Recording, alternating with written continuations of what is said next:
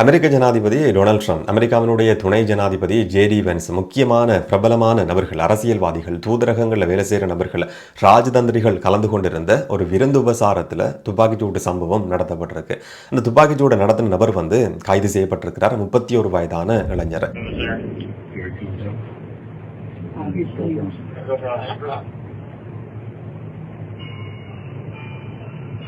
Shall I post it as soon as he passed down there? 18. Go for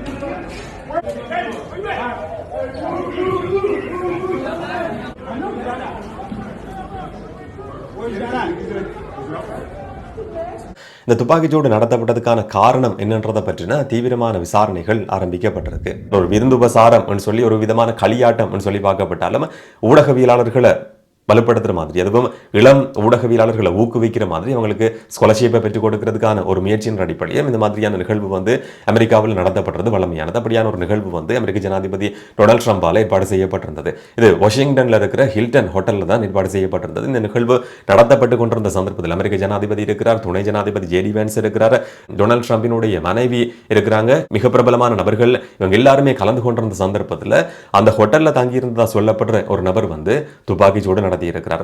5 தொடக்கம் 6 தடவைகள் துப்பாக்கிச்சூடு நடத்தப்பட்டிருக்கு. இதுல ஒரு சீக்ரெட் சர்வீஸ் ஆஃபீஸர் காயமடைஞ்சிருக்கிறார் சொல்லி அமெரிக்க ஜனாதிபதி டொனால்ட் ட்ரம்ப் சொல்லியிருந்ததை பார்க்க முடிஞ்சது. ஆனால் அவர் கவசங்களை போட்டிருந்ததால, பாதுகாப்பான ஆடைகளை போட்டிருந்ததால எந்த விதமான ஆபத்தும் இல்லாமல் தப்பியிருக்கிறார் சொல்லி சொல்லப்படுது.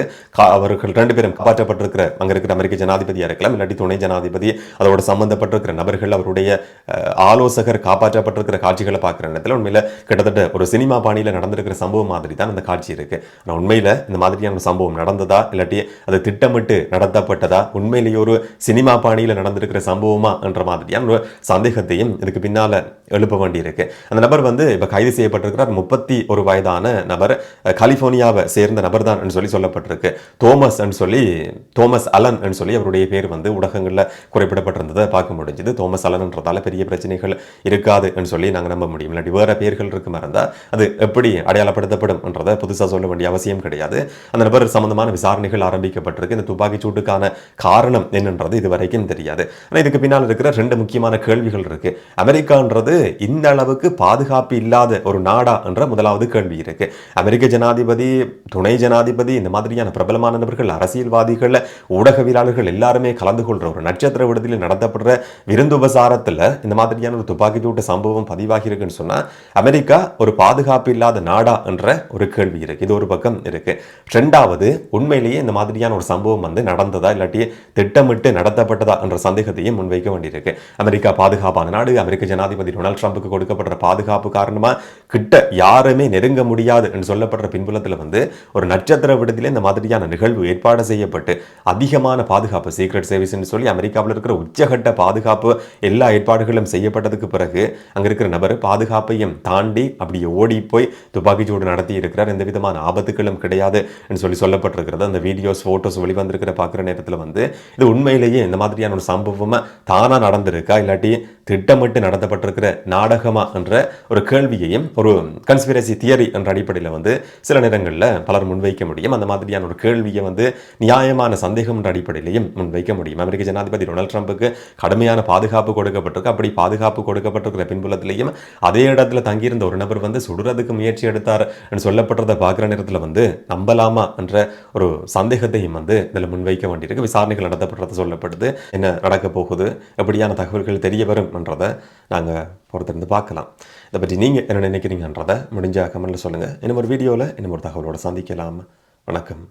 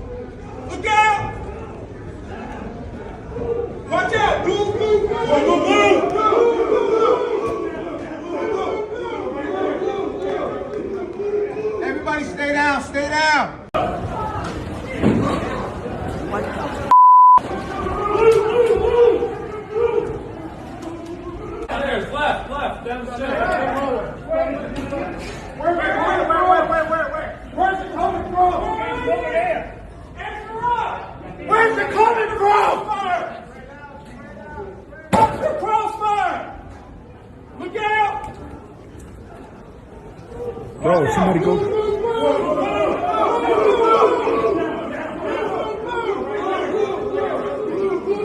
Everybody stay down, stay down.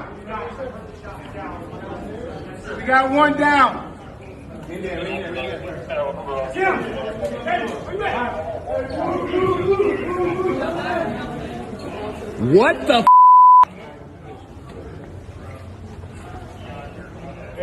Oh my God! Stay down, everybody, ladies and gentlemen, stay down.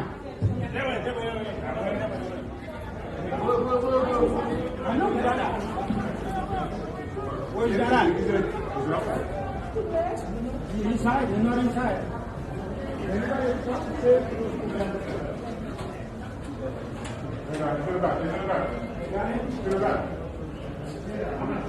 Nobody comes in here.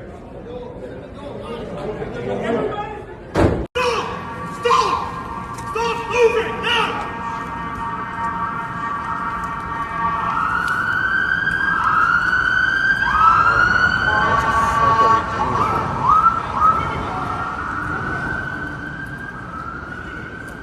Stay back, stay back, stay back!